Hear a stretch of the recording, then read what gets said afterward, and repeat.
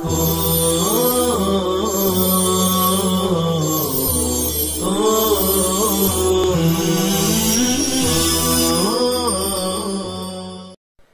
اللہ الرحمن الرحیم والصلاة والسلام علی رسول اللہ الامین وعلی آلہ وصحابتہ اجمعین وبعد۔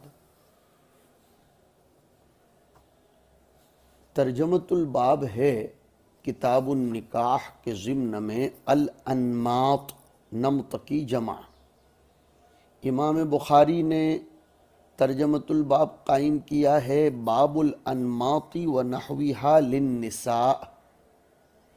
ہمارے مصنف امام نسائی علیہ الرحمہ اس ترجمۃ الباب کو قائم کر کے اشارہ کرنا چاہتے ہیں مسلم کی اس روایت کی طرف جس کی تخریج بحوالہ عائشہ رضی اللہ تعالی عنہا ہوئی ہے، جس میں آتا ہے مسلم شریف کی روایت میں کہ خرج رسول اللہ صلی اللہ علیہ وسلم فی غزواتہ فَأَخَذْتُ نَمْطًا فَنَشَرْتُهُ عَلَى الْبَابِ۔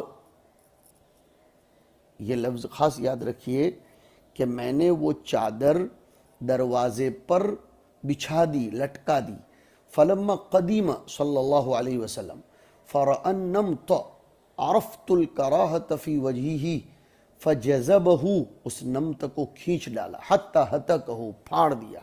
فَقَالَ، اور پھر حضور نے فرمایا ان اللہ لم یأمرنا ان نکسو الحجارۃ والطین، اللہ نے ہمیں اس کی اجازت نہیں دی ہے کہ ہم پتھر کی دیواروں پر اور گارے پر، دروازوں پر ایسے پردے خوبصورت چادروں کے لٹکائیں۔ قال فقطعت منہ وسادتین، میں نے اس کے دو ٹکڑے کر ڈالے، اس کو کاٹا اور اس کو تکیے کے کور بنائے۔ فلم یعب ذالک علیہ، تو اب حضور نے اس پر کوئی مذمت نہیں فرمائی۔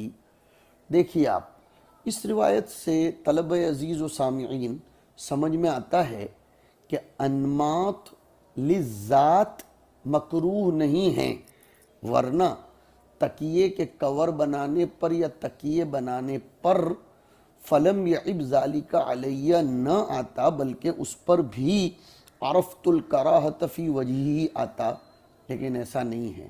پتہ چلا انماط للذات مکروہ نہیں ہیں، کس کے لیے بنائے جاتے ہیں، کہاں استعمال ہوتے ہیں، اس کے اعتبار سے کراہت کا حکم لگایا جائے گا۔ گویا یہ قبیح و مکروہ لغیرہ ہے، قبیح و مکروہ لعینہ نہیں ہے۔ روایت امام نسائی کی حضرت قتیبہ کے حوالے سے جا رہی ہے، عن جابر رضی اللہ عنہ قال قال لی رسول اللہ صلی اللہ علیہ وسلم هل تزوجت؟ قلت نعم۔ قال هل اتخذتم انماطا؟ قلت وأنى لنا انماط؟ قال انها ستكون۔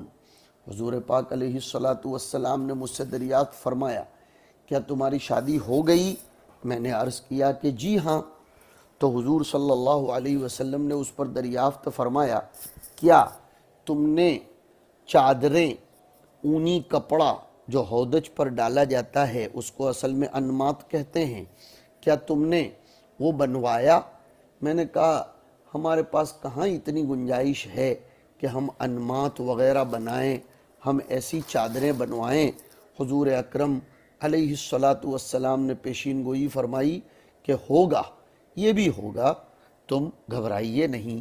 دیکھیے اس روایت کی سند میں ابن المنکدر آئے ہیں، سفیان کے شیخ، اس سے مراد ہے محمد ابن منکدر ابن عبداللہ ابن الحدیر، اور حضرت جابر سے مراد تو آپ کو معلوم ہے جابر ابن عبداللہ ابن عمرو ابن حرام الصحابی ابن الصحابی۔ تو یہ بھی ایک لطیفہ ہے کہ باپ بیٹے دونوں صحابی ہیں، اور ایک لطیفہ یہ بھی ہے کہ سیدنا جابر مکثرین سبعہ میں سے ہیں، 1540 روایتوں کے وہ راوی ہیں۔ حضور اکرم صلی اللہ علیہ وسلم نے حضرت جابر سے دریافت فرمایا هل تزوجت؟ قلت نعم۔ قال هل اتخذتم انماطا؟ انمات نمت کی جمع ہے، نون اور میم دونوں پر فتحہ آئے گا۔ زہارت الفراش کو یا زہر الفراش کو کہتے ہیں، جس کا ترجمہ میں نے چادر سے کیا، خول سے کیا۔ بساط لطیف کو بھی کہتے ہیں، جس کے اوپر خمل ہو، ہودج پر رکھی جاتی ہے، اور کبھی کبھی اس کو بطور پردے کے بھی استعمال کیا جاتا ہے، جیسے حدیث عائشہ جو مسلم میں ہے اس میں آیا فَأَخَذْتُ نَمَطًا فَسَتَرْتُهُ عَلَى الْبَابِ، لیکن حضرت جابر رضی اللہ تعالیٰ عنہ کی روایت میں اس سے مراد ہے چادر۔ حضور اکرم علیہ السلام نے ان سے پوچھا کیا تم نے انماط بنوائے، چادریں بنوائیں؟ حضرت جابر نے فرمایا کہ ہمیں کہاں میسر ہے، یعنی کس طریقے سے ہم انماط لا سکتے ہیں۔ استبعادن یہ فرمایا، ان بمعنی من این یکون لنا انماط، یہ ہے۔ حضور نے ارشاد فرمایا انہا ستکون، اور مسلم کی روایت میں آیا اما انہا ستکون، یہاں تکونو کا کانت تامہ ہے، یعنی ستحصل وتوجد الانماط فی الزمن المستقبل، کہ ایک دور آئے گا، فتوحات کا سلسلہ ہوگا، اس دور میں تمہیں انماط بھی حاصل ہوں گی۔ مسلم کی روایت میں تو آیا کہ حضرت جابر کہتے ہیں وَعِنْدَ إِمْرَأَتِي نَمَطٌ فَأَنَا أَقُولُ نَحِّيهِ عَنِّي وَتَقُولُ قَدْ قَالَ رَسُولُ اللَّهِ صلی اللہ علیہ وسلم إِنَّهَا سَتَكُونُ فَأَدَعُهَا۔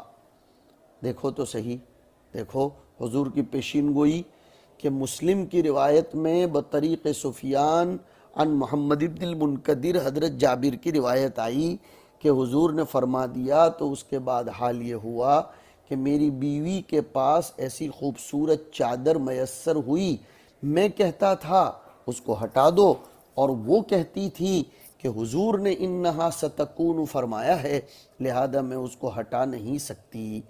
امام قرطبی نے المفہم شرح مسلم میں لکھا ہے کہ حضرت جابر کا اپنی بیوی کو نحیہ عنی مسلم کی روایت میں کہنا یہ اس کی کراہت کی بنیاد پر تھا کہ کہیں ایسا نہ ہو کہ ترفہ فی الدنیا، میل الی الدنیا لازم آئے، اس لیے نہیں تھا کہ وہ حریر اور ریشم کی چادر تھی، حدیث میں ایسی کوئی صراحت تو ہے نہیں۔ حضور اکرم صلی اللہ علیہ وسلم کی اس روایت سے ان کی بیوی نے استدلال کیا کہ اما انہا ستکون، یہ استدلال بتقریر النبی علیہ السلام علی اتخاذ الانماط تھا، کہ حضور نے اس کی کراہت کا فیصلہ نہیں فرمایا، بلکہ اما انہا ستکون ارشاد فرما کر تقریر فرما دی، اور یہ بتلا دیا کہ وہ ہوگا، اور اس کے اتخاذ سے منع نہیں فرمایا۔ پتہ چلا کہ ایسی چادریں رکھنا یہ جائز ہے۔ بیان جواز استعمال الانماط معلوم ہو رہا ہے، اور محل استدلال ترجمۃ الباب کا انہا ستکون ہے کہ حضور نے فرمایا کہ الانماط ستکون لہم، اگر اس کا بنوانا جائز نہ ہوتا تو حضور اس کے ساتھ ساتھ یہ بات بھی ارشاد فرما دیتے۔ اس سے یہ بھی سمجھ میں آتا ہے کہ شادی کے موقع پر اچھی اور خوبصورت چادر بچھانا یہ سب جائز ہے۔ نیز اس سے حضور اکرم صلی اللہ علیہ وسلم کا معجزہ بھی ظاہر ہو رہا ہے کہ حضور نے بعد میں آنے والی فتوحات کی خبر دی جو آپ کی امت کو حاصل ہوں گی، اور واقعتاً ایسا ہوا بھی۔ اور اس سے یہ بھی سمجھ میں آتا ہے کہ ترفہ دنیا کی ملذات سے اس میں تورع برتنا یہ مطلوب ہے۔ حضرت جابر رضی اللہ تعالیٰ عنہ کی فضیلت بھی ثابت ہو رہی ہے کہ وہ اپنی بیوی کو انماط اور وہ خوبصورت چادر دور کرنے کا حکم دیتے تھے کہ کہیں ہم اس میں شامل نہ ہو جائیں جن کے باب میں کہا گیا کہ اذہبتم طیباتکم فی حیاتکم الدنیا۔ اگرچہ یہ آیت بیان حال کفار کے لیے آئی ہے، لیکن مومنین کی صفات یہ ہونی چاہیے کہ وہ اللہ تعالیٰ سے ڈریں اور ترفہ میں زیادہ مبتلا نہ ہوں، الا یہ کہ کوئی خوشی وغیرہ کا موقع ہو، اس میں دائرے شریعت میں رہ کر ٹھیک ہے، لیکن بہت زیادہ اسراف و تبذیر کرنا یہ کسی بھی صورت میں جائز نہیں ہے۔ اس کے بعد کا ترجمۃ الباب ہے الہدیۃ لمن عرس، یعنی دولہا دولہن کو ہدیہ دینے کے استحباب کا بیان، کہ جب دولہا دلہن کی بنا ہو جائے، رخصتی ہو جائے، تو اس وقت ان کو سماج اور معاشرے میں لوگوں کو ان کی خوشی میں شرکت کے اظہار کے لیے اور ان کی خوشی میں اپنے آپ کو بھی شامل کرنا، اپنے عمل سے بتلانے کے لیے ہدیے کی لین دین کرنی چاہیے۔ ہاں اس شرط سے ممنوع ہے کہ میں 50 دوں گا تو وہ 100 دے گا، یہ ممنوع ہے، ورنہ فی نفسی ہی اس کو لین دین کرنا چاہیے۔ تہادو تحابو، چنانچہ امام مسلم کی روایت میں آیا ہے کہ اصبح رسول اللہ صلی اللہ علیہ وسلم عروسا بزینب بنت جحش قال وكان تزوجها بالمدینہ فدعا الناس للطعام بعد ارتفاع النہار۔ اب یہاں دیکھیے قتیبہ کے حوالے سے ایک روایت جا رہی ہے حضرت انس بن مالک رضی اللہ تعالیٰ عنہ کی، قال تزوج رسول اللہ صلی اللہ علیہ وسلم فدخل بأہلہ، حضور صلی اللہ علیہ وسلم کا نکاح ہوا، آپ نے بنا فرمائی، آپ اپنے بیوی کے پاس تشریف لے گئے، دخول ہوا۔ قال وصنعت امی ام سلیم حیسا، میری والدہ ام سلیم نے حلوہ بنایا، حضرت انس فرماتے ہیں۔ قال فرماتے حضرت انس فذهبت به ای بذلك الحیس الى رسول اللہ صلی اللہ علیہ وسلم، میں وہ حلوہ لے کر خدمت عالیہ میں حاضر ہوا۔ فقلت، اور میں نے عرض کیا، ان امی تقرئک السلام وتقول لک، میری والدہ آپ کی خدمت میں سلام کا نذرانہ پیش کرتی ہیں اور یہ کہلوا رہی ہیں کہ ان ھذا لک منا قلیل، آپ کی شایان شان تو یہ چھوٹا سا ہدیہ کوئی حیثیت نہیں رکھتا، لیکن ہمارے اظہار مسرت کے لیے ہم بھیج رہے ہیں، ورنہ ہماری طرف سے یہ تو بہت تھوڑا ہے۔ ہونا بھی ایسا چاہیے کہ بڑوں کی خدمت میں اسی طرح کی بات رکھی جائے۔ قال، فرمایا، ضعہ، حضور اکرم صلی اللہ علیہ وسلم نے ارشاد فرمایا اس کو رکھ دو۔ ثم قال، اور پھر فرمایا، اذهب، تم جا سکتے ہو، فدع فلانا و فلانا ومن لقیت، فلاں فلاں کو بلا لو اور جو تمہیں مل جائیں سب کو بلاؤ۔ وسمى رجالا، کچھ لوگوں کے نام بھی حضور اکرم علیہ السلام نے لیے۔ فدعوت من سمى ومن لقیتہ، میں نے ان لوگوں کو بھی دعوت دی جن کا حضور نے نام لیا تھا، اور حضور نے چونکہ یہ بھی فرمایا تھا کہ ومن لقیت، تو جو ملے ان کو میں لے کر آ گیا۔ قلت لانس، تو راوی کہتے ہیں یعنی حضرت جعد ابی عثمان کہ میں نے حضرت انس سے دریافت کیا، عدت کم کانو، وہ لوگ کتنے تھے؟ قال، حضرت انس نے جواب دیا، یعنی زہاء 300، تقریباً 300 لوگ۔ فقال رسول اللہ صلی اللہ علیہ وسلم، حضور نے فرمایا، لیتحلق عشرہ عشرہ، لیتحلق عشرۃ عشرۃ، 10 کا حلقہ لگا کر بیٹھ جاؤ۔ فلیأکل کل انسان مما یلیہ، ہر شخص اپنے قریب جو بھی رکھا ہے اس سے کھانا شروع کر دے۔ فأکلوا حتی شبعوا، لوگوں نے سیر ہو کر کھایا۔ فخرجت طائفۃ ودخلت طائفۃ، ایک ساتھ 300 لوگوں کے بیٹھنے کی جگہ نہیں تھی تو ایک جماعت آتی تھی، دوسری جماعت جاتی تھی۔ قال لی، اور پھر حضور نے فرمایا، یا انس ارفع، اے انس یہ دسترخوان اب اٹھا لو۔ فرفعت، میں نے اٹھایا۔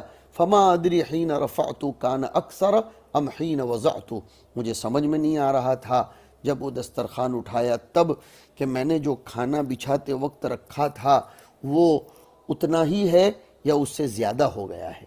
یہاں ترجمۃ الباب ثابت ہوگا صرف اتنے جملے سے کہ میری والدہ نے حضور کی خدمت میں ہدیتاً حیث اور حلوہ پیش کیا، الہدیۃ لمن عرس۔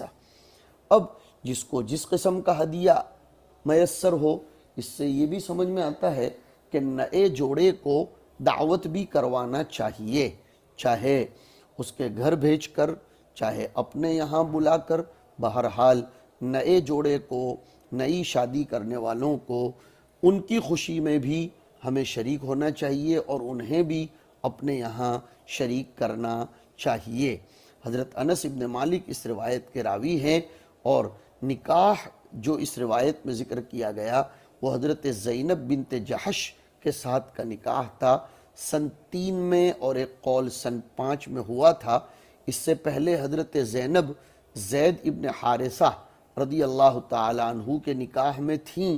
یہی زینب کے باب میں آیت کریمہ اتری تھی، فلما قضى زید منہا وطرا زوجناکہا، اور یہ سب سے پہلی بیوی تھی حضور اکرم صلی اللہ علیہ وسلم کی جو انتقال کر گئی تھی مدینہ منورہ میں، یعنی مدینہ منورہ میں سب سے پہلے انتقال کرنے والی حضرت زینب تھیں۔ حضور کا جب دخول ہوا اپنی بیوی کے پاس تو میری والدہ نے حیث بنا کر بھیجا۔ حیث یہ اصل میں کھجور کا حلوہ ہوتا ہے، کھجور کی گٹھلی نکال لی جاتی ہے، اس میں پنیر، گھی وغیرہ ڈال کر اس کو خوب معجون کے طور پر بنایا جاتا ہے، پھر اس کو ہاتھ سے گول کر کے اور موڑ کر چوڑ کر سریت کی طرح بنایا جاتا ہے، کبھی کبھی اس کو لیکوڈ بھی بنا دیا جاتا ہے، بڑا لذیذ ہوتا ہے۔ اب یہاں قاضی عیاض رحمۃ اللہ علیہ نے ایک اشکال قائم فرمایا ہے کہ ایک جگہ تو آیا کہ حضرت زینب بنت جحش کا ولیمہ اس حیث اور حلوے کا تھا جو ام سلیم نے پیش فرمایا، لیکن مشہور بات تو ہم نے یہ پڑھی ہے کہ روٹی اور گوشت کا ولیمہ ہوا تھا، اور قصے میں تکثیر طعام کا تذکرہ بھی نہیں آیا، بلکہ اس میں تو یہ ہے مشہور قصے میں کہ اشبع المسلمین خبزا ولحما، حدیث باب میں یہ بھی آیا کہ ادعو رجالا سماہم ودعو من لقیت، اور حضرت انس ان سب کو لے کر آئے، حضور صلی اللہ علیہ وسلم نے اپنا ہاتھ مبارک اس حلوے پر رکھا اور وہ بات فرمائی جو آپ نے فرمائی، اور پھر 10 کو بلانے لگے، سب نے جی بھر کے کھایا اور پھر سب بٹ گئے۔ جن لوگوں کو روٹی اور گوشت کے لیے بلایا گیا تھا اور انہوں نے سیر ہو کر کھایا تھا اور پھر وہ چلے گئے تھے، واپس نہیں آئے، مگر جب کچھ لوگ بچ گئے جو باتیں کر رہے تھے اور جو ابھی تک اندر نہیں آ پائے تھے، ان کے لیے ابھی حضرت انس وہ حلوہ لے کر آئے۔ مطلب یہ ہے کہ شروع میں تو ولیمہ روٹی اور گوشت کا ہی چل رہا تھا جو حضور نے بنوائی تھی۔ حضور اکرم صلی اللہ علیہ وسلم نے خود روٹی اور گوشت ولیمے کا بنوایا تھا۔ شروع میں جو صحابہ تشریف لائے وہ کھاتے چلے گئے، کھا کر رخصت ہوتے گئے، اتنے میں حضرت انس کی والدہ کی طرف سے حلوہ آیا تو حضور نے اور لوگوں کو بلوایا۔ یہ توجیہ ہو جائے گی۔ ہاں، کچھ لوگ جو اب تک اندر تک پہنچے نہیں تھے، یا کچھ لوگ جو گوشت روٹی کھا کر اندر بیٹھے ہوئے تھے، ابھی باتوں چیتوں میں مصروف تھے کہ حضرت انس حلوہ لے کر آئے، تو حضور اکرم صلی اللہ علیہ وسلم نے دوسروں کو بلانے کا حکم فرمایا، سب نے سیر ہو کر کھایا۔ یہ ایسی تطبیق ہے لا بأس بہ۔ اور یہ بھی کہا جا سکتا ہے کہ اور وہی بہتر ہوگا جو اب میں کہنے جا رہا ہوں، حافظ ابن حجر کی تطبیق ہے جو ابھی سنانے جا رہا ہوں، کہ حلوے کا آنا حضرت انس کے ساتھ ان کی والدہ کی طرف سے وہ اسی وقت تھا جب روٹی اور گوشت بھی وہاں تھی، سب نے سب کچھ کھایا، یعنی حلوہ اور گوشت روٹی سب کچھ کھایا، یہ بات ہے۔ حضور اکرم صلی اللہ علیہ وسلم نے کچھ لوگوں کا نام بھی لیا متعین طور پر، حضرت انس نے اجمال کر دیا ہے اختصاراً یا نسیاناً۔ اس سے یہ بھی سمجھ میں آتا ہے کہ بعض لوگوں کو خصوصی دعوت نامہ دینا جائز ہے، اور عمومی دعوت پھرا دینا یہ بھی جائز ہے، اس لیے کہ ادعو رجالن، اس میں آیا وسما رجالن، یہ خصوصی دعوت نامہ، ومن لقیت یہ عمومی دعوت نامہ، لہذا فرق مراتب کا خیال کرتے ہوئے، تفضیل کا خیال کرتے ہوئے ایسا کیا جائے تو یہ عدل و مساوات کے خلاف نہیں ہے، اس لیے کہ انزل الناس منازلہم بہرحال شریعت کا ایک اصول ہے۔ اس روایت سے یہ سمجھ میں آ گیا کہ شادی کرنے والے جوڑے کو ہدیہ بشکل طعام، بشکل فلوس، بشکل کوئی اور چیز دیا جانا چاہیے، ادخال السرور فی قلبہ کے لیے، نیز اس سے کچھ کلفت کو ہٹانے کے لیے، اس لیے کہ وہ مشغول بھی امری زواج ہوتا ہے، لہذا اس کو دینا چاہیے، جیسے کہ اہل میت کی خدمت میں کھانا پیش کیا جاتا ہے۔ مقصد شریعت یہاں یہ ہوگا ادخال السرور فی قلبہ اور قیاما عنہ ببعض الکلف، کہ وہ مشغول ہے تو اس کی طرف سے تھوڑا سا تخفیف کا معاملہ کر دیا جائے۔ اس سے یہ بھی سمجھ میں آتا ہے کہ اگر ہدیہ قلیل ہو تو اعتذار کرنا چاہیے، جیسے کہ حضور نے فرمایا ھذا لک منا قلیل، بڑوں کی خدمت میں کس طرح ہدیہ پیش کیا جاتا ہے اس کا ادب بھی بتایا۔ نیز یہ بھی سمجھ میں آیا کہ ولیمہ بعد البنا ہوتا ہے اور یہی اغلب امور میں ہے۔ اس روایت سے ایک مستفاد امر یہ بھی ثابت ہو رہا ہے کہ جس نے ہدیہ بھیجا ہے اس کا نام بھی پیش کر دینا چاہیے، یہ کوئی ریاکاری نہیں ہے۔ اس سے یہ بھی سمجھ میں آتا ہے کہ جن لوگوں کے باب میں فتنے کا اندیشہ نہ ہو انہیں عورتیں سلام کہلوا سکتی ہیں۔ اس سے یہ بھی سمجھ میں آتا ہے کہ دعوت عامہ دی جا سکتی ہے بغیر تعیین کے، اور دلائل نبوت بھی اس سے ظاہر ہو رہے ہیں کہ حضور صلی اللہ علیہ وسلم کے طعام قلیل میں کافی کچھ برکت ہو گئی، کثیر صحابہ کرام کے لیے یہ کافی ہو گیا، اور یہ بھی سمجھ میں آتا ہے کہ مل جل کر سب کو کھانا چاہیے۔ اس کے بعد کی روایت ہے اسی ترجمۃ الباب کی، احمد ابن یحییٰ ابن الوزیر کے حوالے سے حضرت انس رضی اللہ تعالیٰ عنہ فرماتے ہیں انہ سمعہ یقول آخا رسول اللہ صلی اللہ علیہ وسلم بین قریش والانصار فآخا بین سعد بن الربیع وعبد الرحمن بن عوف، حضور نے اپنے طریقے کے مطابق سعد بن ربیع اور عبد الرحمن بن عوف رضی اللہ تعالی عنہما کے درمیان مواخات و بھائی چارگی کا رشتہ قائم فرمایا۔ فقال له سعد، حضرت سعد نے فرمایا کہ ان لی مالا فہو بینی و بینک شطران، حضرت سعد ابن ربیع نے عبد الرحمن ابن عوف سے فرمایا میرے پاس مال ہے، اب جب بھائی چارگی ہوئی ہے تو یہ مال میرے اور تمہارے درمیان نصف نصف ہو جائے۔ ولی امرأتان، میرے پاس دو بیویاں بھی ہیں، فانظر ایہما احب الیک فانا اطلقها، تم دیکھ لو جو تمہیں پسند آئے میں اسے طلاق دیتا ہوں۔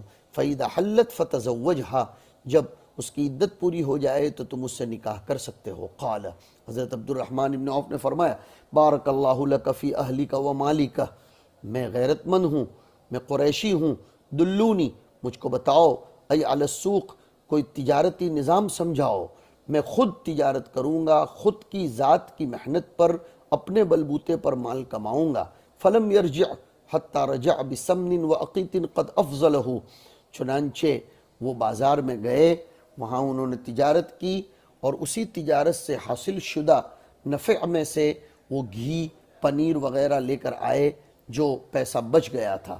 قال ورأى رسول اللہ صلی اللہ علیہ وسلم علی اثر صفرۃ قال مہیم فقلت تزوجت امرأة من الانصار فقال اولم ولو بشاۃ، یہ روایت مشہور ہے، کئی دفعہ آپ کے سامنے آ چکی۔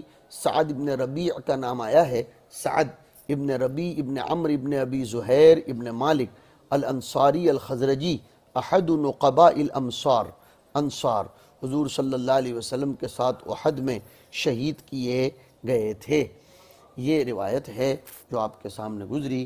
اللہ تعالی ہمیں حقائق و مقاصد شریعت کے سمجھنے کی سمجھانے کی توفیق نصیب فرمائے۔ وصلی اللہ علی النبی